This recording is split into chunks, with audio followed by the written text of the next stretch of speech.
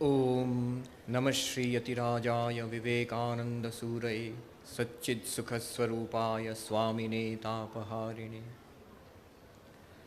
Revered Swami Vishwanathananda Ji Maharaj, Revered Swami Nirantarananda Ji Maharaj, revered monks, brahmacharis and devotees assembled here. I have a question which I often ask myself. What is the core of Swami Vivekananda's philosophy? When you ask what is the core of Shankaracharya's philosophy of Advaita, the answer is straight, everybody knows it. Brahma Satya Jagat Mithya Jiva Brahmaiva Napara.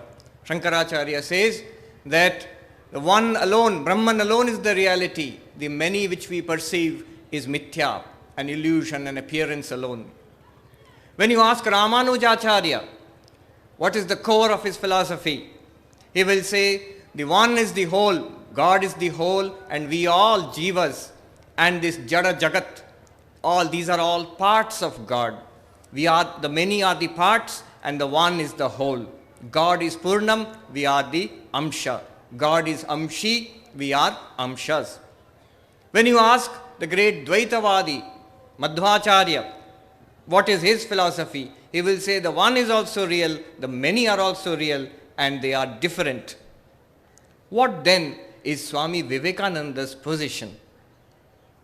Swami Vivekananda himself was asked this question, and his answer is enlightening and very, very important. This is what I shall discuss this afternoon. Swami Vivekananda was asked, Swamiji, is it true that Buddha said that the world is in a flux, the many are real and always changing, and the ego is unreal? That Orthodox Hinduism teaches that the one is real, the many are false. Swami Vivekananda said yes. And what Ramakrishna Paramahamsa and I have done is to show that the many and the one are the same reality seen by the same mind at different times in different attitudes. This is, I feel, this is a key which will unlock the varied mysteries, the enormous dimension of Swami Vivekananda's teaching. Swami Vivekananda is saying that the many and the one are the same reality. Brahman alone is real, and that appears as this manifold world. When we look at this world, these words are wonderful, but when we look at this world, our question is, where is Brahman? Bhagavan Kothai, this is our question. And here Sri Ramakrishna helps us in his inimitable way. Sri Ramakrishna says, Chinite balite mishe ache, পিঁপড়ে আলাদা করতে পারে, দুধে জলে মিশে আছে, হাঁস রাজহাঁস আলাদা করতে পারে. And very amusingly he says, গোলমালে মাল আছে, গোলটি বাদ দিয়ে মালটি লও. He says, sand and sugar are mixed, the ant can separate them. Milk and water are mixed, the swan can separate them. And the other one, very difficult to translate into English, golmale mal ache, but you can understand. Swami Vivekananda was an expert at this, separating the two. The very word Vivekananda comes from Viveka, discrimination. Viveka comes from the Sanskrit root vivich. Vivich means vivich prithak karane, to separate, to differentiate, to discriminate. Swami Ramakrishnananda Ji, in his beautiful salutation to Swami Vivekananda, says of Swami Vivekananda, Anitya drishyeshu vivichya nityam. He says, in this manifold world which we are seeing, living beings and non-living things, this inert world also, it is anitya drishya, constantly changing, a transient world. In this anitya drishya also, Swami Vivekananda was able to discriminate, to find out, to locate, to identify the nityam. There is something unchanging. There is something luminous in this mass of inert matter. Swami Vivekananda was able to do that. Anitya drishyeshu vivichya nityam. Not only that, tasmin samadhatta ihasma leelaya. Just like play as a child plays, it was so easy for him to go into samadhi, to merge himself in that nitya. In the midst of this anitya drishya, there is anitya. There is an eternal God, an eternal reality, and Swamiji could playfully merge himself into that eternal reality. Yosau viveki tamaham namami. That viveki I salute. That expert in viveka, who can separate the sand and the sugar, the milk and the water, and who can take the mal out of the golmal. That viveki I salute, Swami Ramakrishnanandaji says. And this was a tendency in Swami Vivekananda all throughout.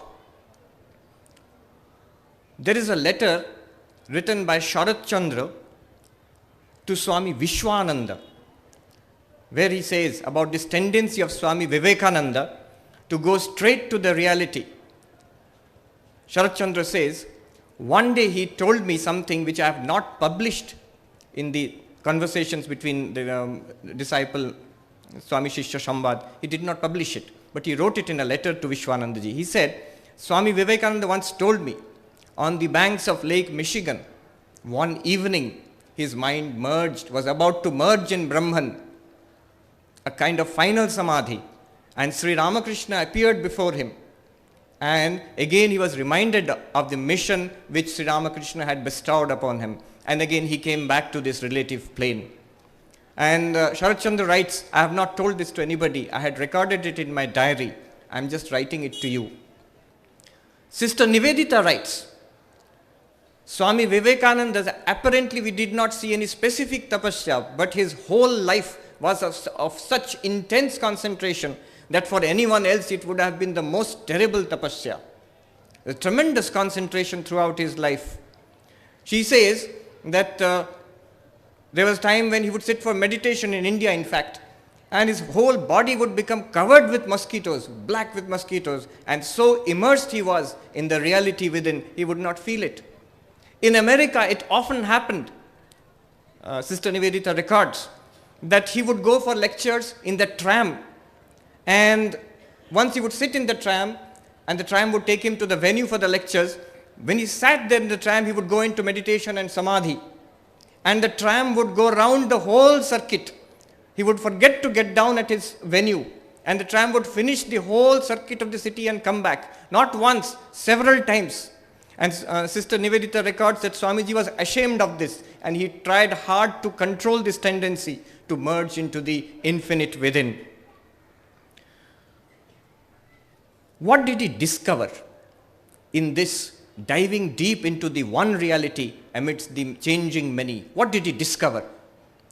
Swami Vivekananda says later on, in a number of places he has said, there are these two extremes. Those who feel that I shall cut myself off from the world and retire to a Himalayan cave to meditate, to be in samadhi and give up the body there, ignoring the world, he has missed the way. He who plunges headlong into the enjoyments of the world, he too has missed the way. Two extremes, ignoring the world, the many altogether, trying to find the one apart from the many. The other one, ignoring the one, taking the material world as it is and diving deep into enjoyment, make merry as long as life lasts. Swamiji says both these extremes, they have missed the way, they have missed the goal. Then what is the way? In a number of places Swami Vivekananda has said, the way out is, I put it as the Vedanta teaches you, Swamiji says, the way out is to defy the world. Mark the words, defy the world. Here is the world before you. Swamiji says, see Brahman in this world. Brahman is appearing, verily the ultimate reality is appearing, the one reality is appearing as the many before you. Swamiji says, to be religious, what do I have to do? To turn out my wife or my children from the home? No. He says, the husband can remain, the wife can remain, the children will remain. See God in the husband, see God in the wife, see God in the children. This was Swami Vivekananda's message. And this, in fact, is the Vedantic teaching. Isha vasyam idam sarvam yatkincha jagatyam jagat. Whatever you see in this world, the manifold world, all this is pervaded by the Lord. Not only pervaded, vasyam, it means you have to pervade it in the sense of recognize the existing reality. There is an underlying reality, an existence, consciousness, bliss right here. Recognize it. How? For example, you see the Ganga here. So many waves in the Ganges. The waves, each wave is small, comes up at some time and then disappears. Each wave is different from the other wave, but all the waves are water. As water pervades all the waves, as this table and chair and this lectern, all are wood. Wood pervades all these things. Similarly, as gold pervades all ornaments, similarly, there is one existence and consciousness which pervades all of us. Every existent being here is pervaded by one reality. Swami Vivekananda says, recognize that reality. When you dive deep in meditation within, you find that reality inside. It is your very self. Swami Vivekananda used to emphasize this. The core teaching of Hinduism, Tattvamasi, you are that divinity. What you are within, that itself is manifesting as this external world. And when you open your eyes, you see this world, God is appearing in all these forms, you serve. Swami Ranganathanandaji was fond of saying this. What is spirituality? Spirituality is closing your eyes in meditation, you find peace within. Opening your eyes, you see the world and you say, what can I do for you? What is the difference between this and worldliness? A worldly person, when we close our eyes, Bhetore Ashanti. There is no peace within. When you open our eyes, I want chai, chai, chai, I want this, I want that. Just the opposite is spirituality. Close your eyes, find peace within. Open your eyes, I give. I remember when I joined the order some 18 years ago in Deoghar, Swami Gahananandaji Maharaj had come and he met the newcomers, those who had joined, and he asked all of us, why have you become sadhus? And each of us gave some reply. I want peace, I want God realization, I want to have a beautiful life, a peaceful life, a joyous life, a life of renunciation. I want this, I want that. And Gahananandaji Maharaj smiled and he told us, Shavai pete eshecho, kyu dite ashoni? I did not like that answer. Honestly, I did not like that answer. I thought, we are newcomers. What can we give? We have come to get spiritual training or instruction or realization or whatever. But as I go on in life and as I read Swami Vivekananda, I understand what he was trying to tell us. He said, if you want peace, you have to give. If you want spiritual bliss, if you want realization, you have to give. As a practice, wherever you are, whatever you are, in whatever position you are, sadhu, brahmachari, householder, student, aged person, you give, you will get. Now this is the core. Sister Nivedita caught this tune very powerfully. In her introduction to the complete works of Swami Vivekananda, she says, this doctrine of the one and the many are the same reality, is the crowning achievement of our Master's life. Sister Nivedita says that the one and the many are the same reality. This insight is the crowning achievement of the life of Swami Vivekananda. I cannot resist reading it out to you what Sister Nivedita has said there. Sister Nivedita says, she draws out the implications of this doctrine. If the many and the one be indeed the same reality, then it is not all modes of worship alone, but equally all modes of work, all modes of struggle, all modes of creation, which are paths of realization. No distinction henceforth between sacred and secular. To labor is to pray, to conquer is to renounce. Life is itself religion. This is something tremendous. The barrier between the sacred and the secular is lifted. Not that the spiritual has become secular. Rather, what she is saying, Swami Vivekananda wanted the spiritualization of all that we consider to be secular. The whole of this life becomes spiritual. Why this is important? I remember a few years ago in the Institute of Culture, the noted philosopher, Professor J. N. Mahanti, was asked to define what is religion. And he said, it seems to me a simple definition of religion would be the sense of the sacred as contrasted with the secular. So this is the traditional understanding of religion. There is something sacred, there is something secular, something dharmo or something which is jagotic. This difference Swami Vivekananda erased by saying one and the many, Brahman and this world are the same reality, seen by the same mind in different attitudes. Wiping out this difference. It's a tremendous statement whose implications I think we have still not worked out. We are in the process of working out. Sister Nivedita goes on to say, Swami Vivekananda is therefore, because he says one and the many are the same reality, therefore Swami Vivekananda is a great preacher of karma, not divorced from, but as expressing jnana and bhakti. Jnana and bhakti are expressed through karma. Jnana and bhakti are expressed through service. This is Sister Nivedita's point of view. She further says that once Swami Vivekananda told her, art, science and religion are all expressing the same truth. There is one reality which is being expressed by art, science and religion. But Swami Vivekananda added, you have to have this Advaitic basis to understand this. This can be understood by the theory of Advaita alone. Doubts come. During the time of Swami Vivekananda, there were doubts about this. Even now there are doubts. When Swami Vivekananda formed the Ramakrishna Mission Association, after the meeting, Swami Yogananda stood up and said, "Eshab tomar bideshi dhar bhaber kaj hocche. Paramahamsa deber upadesh ki ei roop chilo. What you are doing, you're setting up these institutions, organizations, schools, colleges, relief work. All these are foreign Western ideas. Do you think that Paramahamsa Dev taught this?" And Swami Vivekananda replied, "Tora Paramahamsa Dev ke kototuku bujhesish? Ananta bhavmoy Thakur. Sri Ramakrishna is much vaster than what you have understood him to be." And Swami Yogananda agreed. He said that I can clearly see that Thakur is doing all this through you.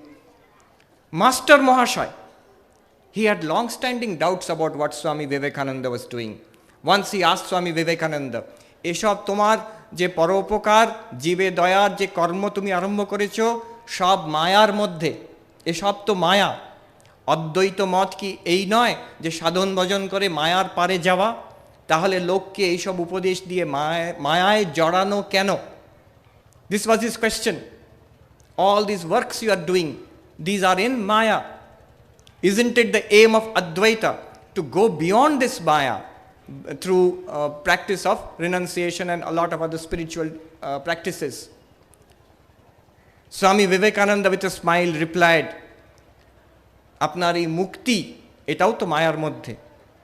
I said, Advaita, Master Mahashaya is saying Advaita means attaining your own mukti. By spiritual struggle, go beyond Maya. Swami Vivekananda said, মুক্তিও কি মায়ার মধ্যে নয়?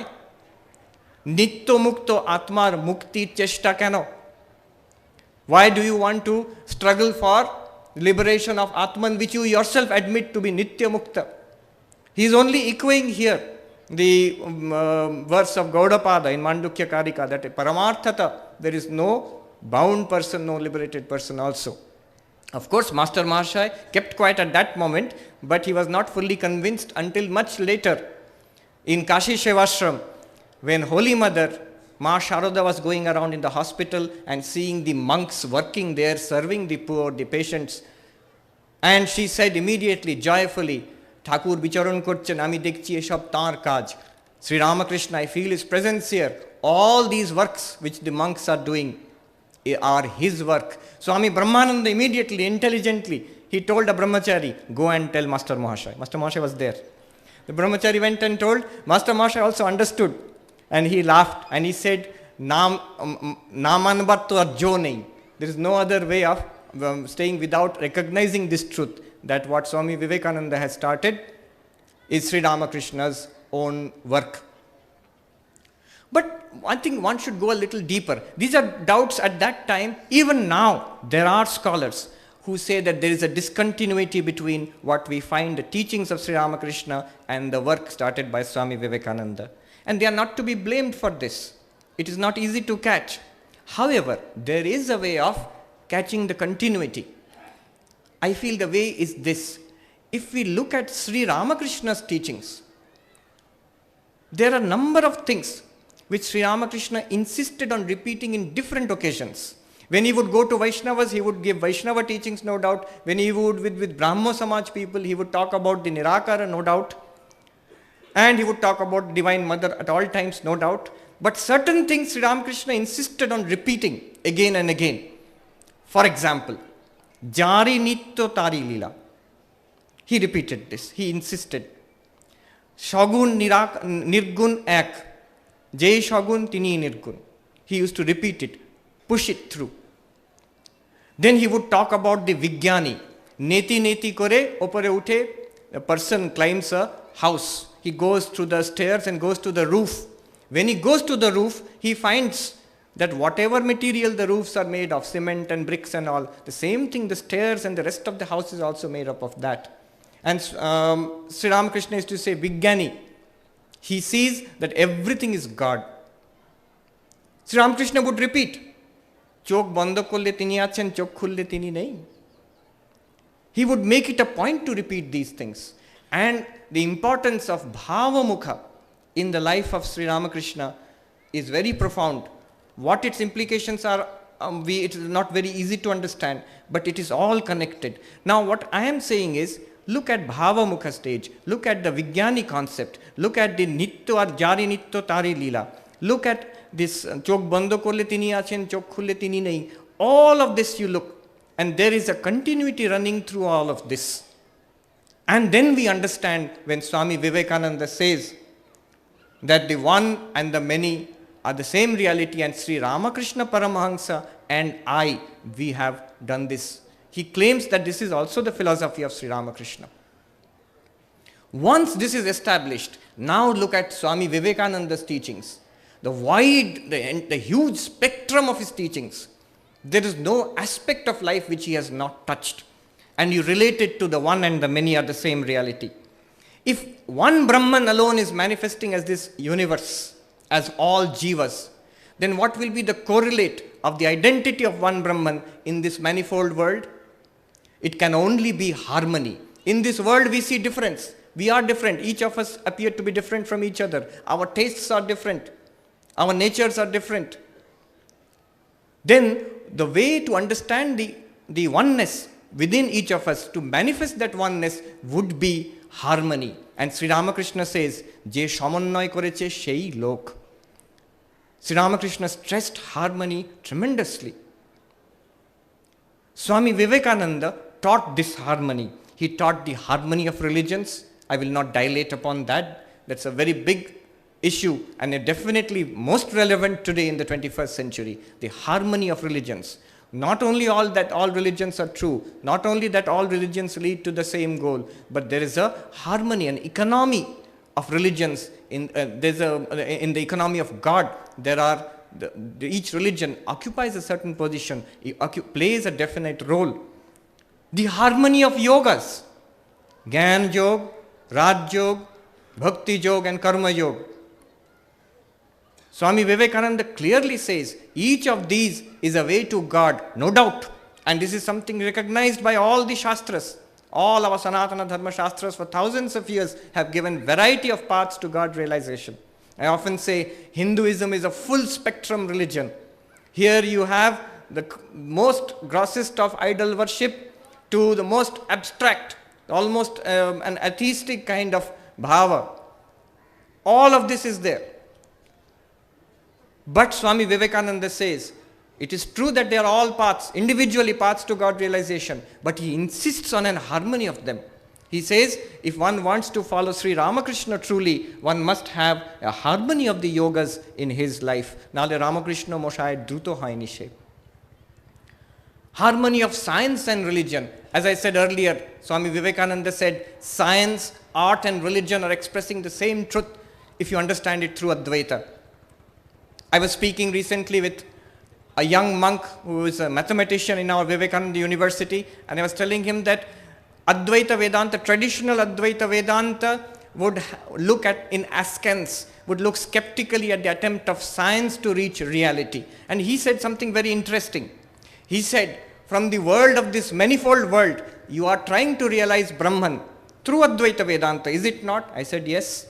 So if Advaita Vedanta is a path from the many to the one, Science, which is also in this world of this manifold world, why can it not be a path from the many to the one? Science also can be a path.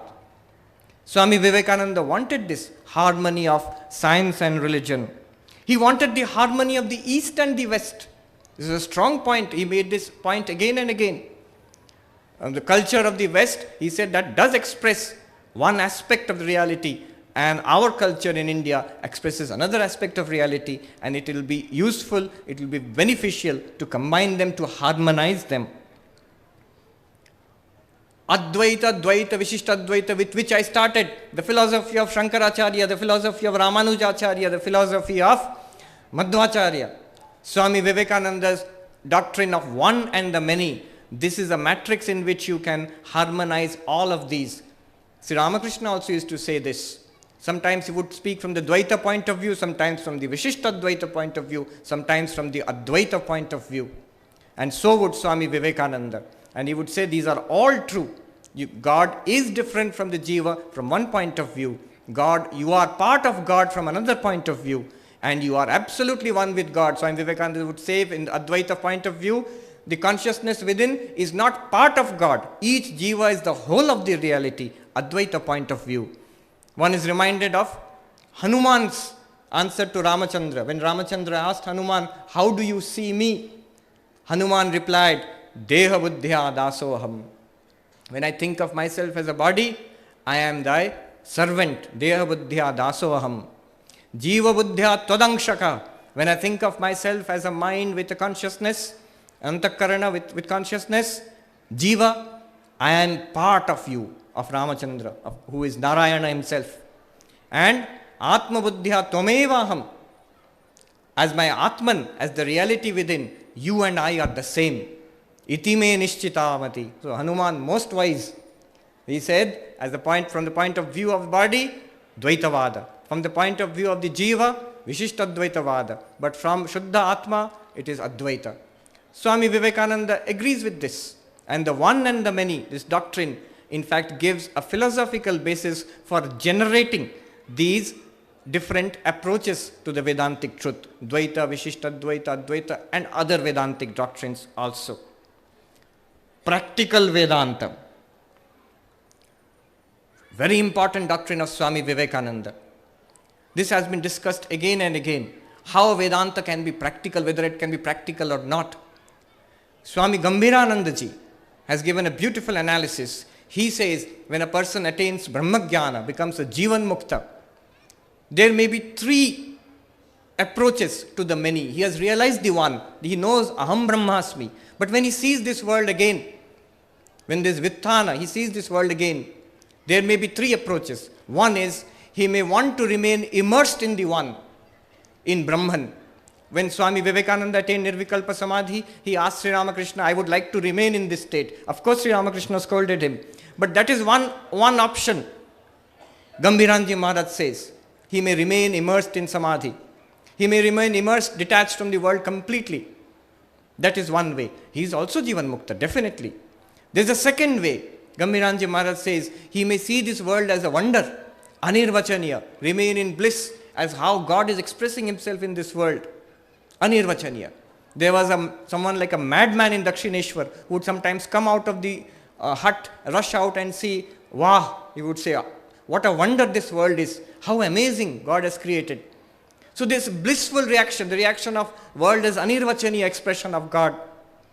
And there is a third option. Gambhiranji Maharaj says, the Jivan Mukta sees the sufferings of humanity, sees God in all these forms and reacts with sympathy, with love, with great feeling. This third option, this third path is what Swami Vivekananda is talking about in practical Vedanta. I often think when we are thinking about these philosophies, one and the many and so on and so forth, is this the right way to understand Swami Vivekananda? Because Sister Nivedita says, when you read Swami Vivekananda, how to read Swami Vivekananda, don't take up texts and impose your ideas upon them. Keep Swamiji in front of you as if he is speaking. Then you will understand what Swamiji is trying to say. So Swami Vivekananda, when he felt for others, it was not that he was thinking one and the many are the same reality. Here is the many, must be the one, therefore I must help them. No. When Swamiji helped them, he helped out of deep sympathy, with love. He felt very much. He said, Hari Bhai, I don't understand this so-called religion of yours, but I feel deeply. My heart has expanded very much. This was the core. So from this comes practical Vedanta, the third track which Gambhiranji Maharaj speaks of. People did not understand. When Akhandananda Maharaj wrote to Pramada Das Babu that I am starting this orphanage in Murshidabad according to the dictates of Swami Vivekananda, Pramada Das Babu from Banaras wrote back, for sannyasi it is better to beg to remain with Shravan, Manan, Nididhyasana, not to be engaged in all this work. Akhandanandaji wrote back in a fiery letter. He wrote back, he said, I know my Lord is always with me. I am Brahman, my Lord is my own, within me my Lord is always present. Shei Bhagavan jini amar moddhe achen, tini to amake bolchen, মানুষের মধ্যেই তো ঋষিমুনি, মানুষের মধ্যেই তো অবতার, সেই মানুষের আজ কি শোচনীয় অবস্থা দেখছিস নি? This is what the Lord within is telling me. How can I ignore this? এই মানুষের জন্য আমার একটি জীবন দিচ্ছি, জানি না আরো কত জীবন দিতে হবে. So this was the third track, the practical Vedanta manifestation of the philosophy of the one and the many. Similarly, all other teachings. For example, definition of religion, that religion, each soul is potentially divine, the goal is to manifest this divinity within. I used to think, why not realize this divinity within? Why not know this divinity within? Why manifest? But if one and the many are the same reality, then it has to be manifested in this world. Swami Vivekananda said, I will conclude with this, Swami Vivekananda said that my mission in this world can be put in a few words: to preach unto mankind their inner divinity and how to make it manifest in every movement of life. You see these two things. Why is he adding this and how to make it manifest in every movement of life? This was the bhava of Sri Ramakrishna himself. This is the teaching of the avatar of this age. That religion is not only a matter of internal realization, it must be reflected in life, it must be manifested in this manifold, because one and the many are the same reality. Swami Vivekananda, he designed this new order. You see how, this is the last point I will make, how one and the reality, one and the many are the same reality. You see in the new order which he designed, we are sitting here in Belur Math in the Ramakrishna Sangha, and Swami Vivekananda started this new monastic order and he said, Atmano mokshartham jagat hitaya cha, for your own realization and for the welfare of the world. This welfare of the world is not a byproduct. It is not something added. In Bengali we say lejur. Bhagavan labh koratai uddeshyo, jagat hitra jano, at a byproduct at lejur jure dewa hoyeche. It is not that. If one and the many are the same reality, it follows directly from that you will try for your own liberation, and at the same time, it also means, literally it means serving others. What is true of the Jivan Mukta is also true of us. This is the thing to be realized. Shankaracharya says, when Arjuna asks Sthitapragyasya ka bhasha, in that shloka, in the Bhashya, Shankaracharya says, Yani eva kritarthasya lakshanani, Tani eva sadhakasya sadhanani, yatna sadhyatvat. Whatever are the characteristics of the kritartha jivan mukta sthita prajna, those are the sadhanas for the sadhaka. Those who want to realize that state, they must follow that very same thing, yatna sadhyatvat. They are attainable through effort. So, Swami Vivekananda's doctrine of the one and the many being the same reality seems to be at the core of the vast treasury of Swami Vivekananda's teachings, the secret of his life when he's rushing towards Nirvikalpa Samadhi at one end, and again talking about the welfare of the world, of these countrymen at the other extreme. The unifying theme is this doctrine of the one and the many. I pray to Thakur Ma and Swamiji, may they give us that insight in this very life. Thank you very much.